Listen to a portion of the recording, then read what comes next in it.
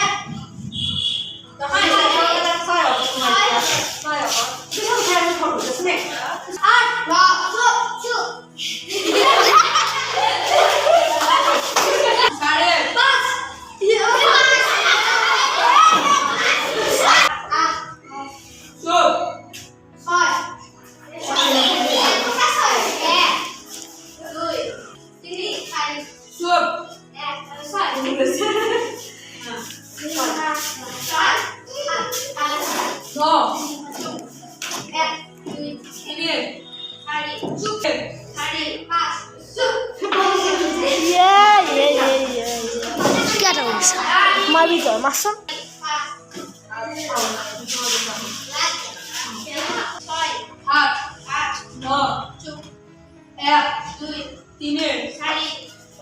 Sup.